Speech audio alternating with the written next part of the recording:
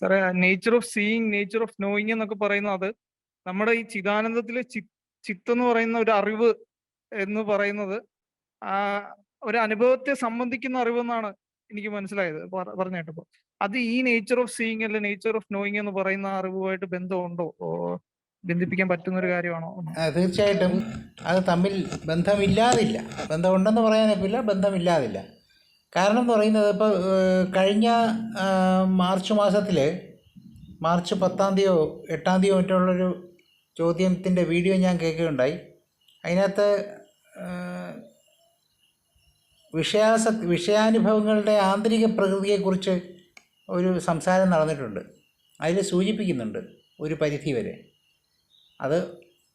അതിൽ കവിഞ്ഞ് പോകുന്നില്ല. എന്തായാലും അത് കവിഞ്ഞ് അതിൻ്റെ ഡീറ്റെയിൽസിലേക്ക് പോകുന്നൊന്നുമില്ല.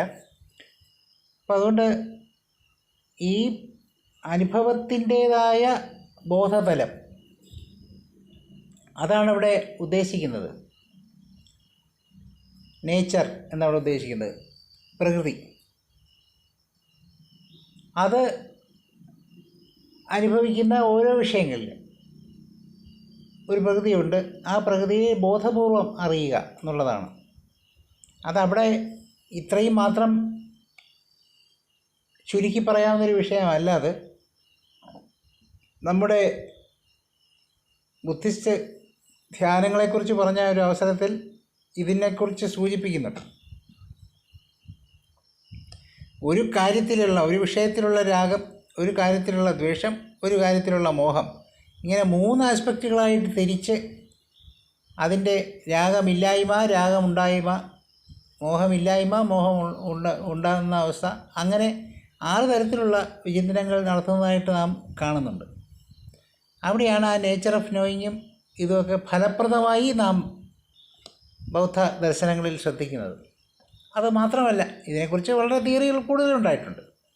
അപ്പോൾ തികച്ചും ആരോൻ്റെ സംശയം എന്ന് പറയുന്നത് ആ ചിത്ഭാവം, ആനന്ദത്തിൻ്റെ ചിത്ഭാവം, ആനന്ദത്തിൻ്റെ പൊരുൾ എന്താണ് എന്നിരിക്കുന്ന ചിത്ഭാവം, അവയർനെസ് ഓഫ് ദി എക്സ്പീരിയൻസ്, രണ്ടും ഒന്നായിരിക്കെ, രണ്ടും സത്ത് തന്നെ ആയിരിക്കെ, രണ്ടിന് 2 ഭാവമുണ്ട് എന്നുള്ളത് മാത്രമാണ് തിരിച്ചറിയാൻ സാധിക്കുന്നത്.